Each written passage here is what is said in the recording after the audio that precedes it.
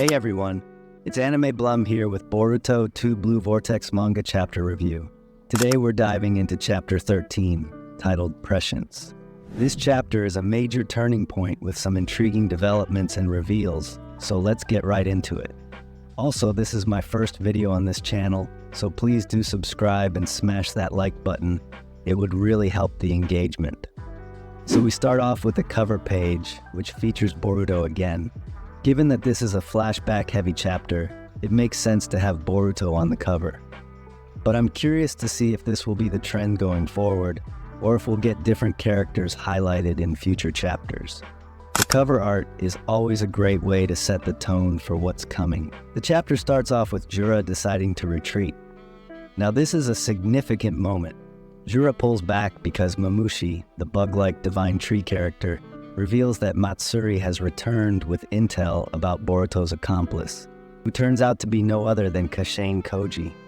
Jura realizes that Koji is the reason he's been outsmarted, and this knowledge provokes him to retreat and regroup. Jura's retreat is interesting because it shows a strategic mind at work. He understands that he's not in a position to win this confrontation and decides to withdraw rather than risk his forces. This also builds anticipation for future encounters and makes it clear that the conflicts in this arc are far from over. We then jump into a flashback that picks up after Sasuke's sacrifice from Chapter 5. Boruto is surrounded and at a dead end, but then a toad appears. It's actually a scientific ninja tool and not a real toad that was created by Amando. This toad takes Boruto to Koji's hidden base, which makes a lot of sense given the context. Koji explains that this base is one of Orochimaru's old hideouts, camouflaged with genjutsu. The use of Orochimaru's hideout is a clever nod to the past, linking current events with the legacy of one of the series' most enigmatic characters. It also reinforces how deeply interconnected the lore of Boruto is with Naruto. It's a great way to show continuity while also expanding the story. Here's where things get juicy. Koji reveals himself and shares that he was created by Amado, just like the other Kara members. This is a big reveal because it connects Koji's backstory to the broader Kara plot. He was made to defeat Ishiki and his world-ending plans. But Koji's story doesn't end there. He then reveals that he has the ability to see future possibilities, a power he calls Prescience. Koji's ability to see into the future is a game changer. This prescience not only impacts the current narrative, but also sets up multiple layers of conspiracy. How reliable are these future visions? Can they be altered, or are they set in stone? These are the questions that add a lot of suspense and make the story more engaging. We see some intriguing future visions here. Naruto in Baryon mode, Sasuke's death, and the emergence of 5 divine tree characters. The mysterious 5th character is hinted to be Shinki, a character from the Sand Village who hasn't been deeply involved in the manga until now. This sets up potential conflicts and alliances, bringing in characters from outside the Leaf Village. The visions are particularly noteworthy. Naruto's Baryon mode was a huge deal in the previous arcs, and seeing it in future contexts suggests that Naruto's power will continue to play a significant role. Sasuke's death is also a major plot point, raising questions about how the story will address the loss of such a key character. Shinki's inclusion is an exciting development. It could indicate that the Sand Village will have a larger role to play now. Koji explains how his prescience ability works. He saw multiple future scenarios, including those where Ishiki's death still led to the planet's destruction. He reveals that each Kara member received some of Otsutsuki Shibai's cells, hoping they'd manifest some divine abilities. We know that Code, Ada, and Demon succeeded in this, while Koshin Koji, Delta, and Boro did not. This detail might hint that Delta could still have a hidden power. It's fascinating to think about how these divine abilities are distributed and their impact on the story. Koji's prescience not only reveals future threats, but also suggests that the powers of the Kara members might be more significant than initially thought. This adds another layer of depth to the ongoing conflict. Koshin Koji offers Boruto a significant advantage. He can impart jutsu from the future to Boruto, helping him accelerate his training and optimize his skills.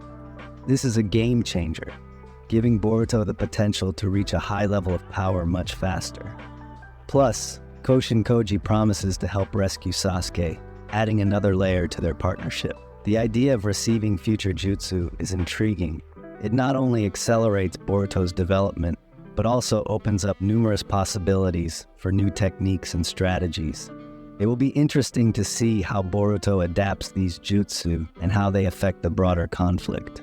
Back in the present, Boruto wakes up and we see Sumire and Himawari helping him recover. Kawaki's tension with Boruto continues as he puts sealing cuffs on him, preventing him from using jutsu. This adds a new layer of conflict, with Boruto now captured and his future actions uncertain. The dynamic between Boruto and Kawaki is complex and filled with tension. Kawaki's decision to put sealing cuffs on Boruto highlights the mistrust between them and sets up potential internal conflicts. It also raises the stakes for Boruto's recovery and future actions. Also, there was this meme I came across while reading the chapter in the comments. It's pretty accurate, right? Let me know in the comments. Anyways, the chapter closes with the birth of the 5th Divine Tree character. Matsuri picks another soul bulb, and it seems like this character will soon make their debut. This sets up the potential for more intense conflicts, and could expand the storyline beyond the Leaf Village. The birth of the 5th Divine Tree character hints at upcoming battles and alliances. This new character could bring fresh dynamics to the story and introduce new conflicts or alliances. It's a great setup for future arcs and adds to the anticipation. Overall, Chapter 13 of Boruto 2 Blue Vortex is packed with crucial information and sets up exciting future developments. The introduction of Kashin Koji's Prescience ability adds a lot of depth and raises the stakes. The reveal of Shinki and the Divine Tree character suggests that the story is about to broaden its scope, bringing in new alliances and conflicts. Before we wrap up, let's take a moment to discuss the potential implications of Kashin Koji's Prescience. If he can see multiple possible futures, does this mean there are multiple paths the story could take? Could there be alternate timelines or scenarios where different outcomes occur? It's an intriguing concept that could add complexity to the plot. It's like having a multiverse for Boruto. Also, keep an eye on how the various Divine Tree characters will interact with each other and with Boruto. Their motivations and powers could significantly impact the direction of the story. And don't forget about the unresolved threads, like Sasuke's fate and Kawaki's role in the ongoing conflicts. Let me know what you think about this chapter in the comments below. Are you excited about the potential new characters and the future battles? How do you feel about Kashin Koji's Prescience and its implications? I'm eager to hear your thoughts. Thanks for watching. Please give me more ideas. What else should I make my videos on? I'm currently thinking topics like top 10 Naruto or Boruto moments. Let me know if you would prefer that or not.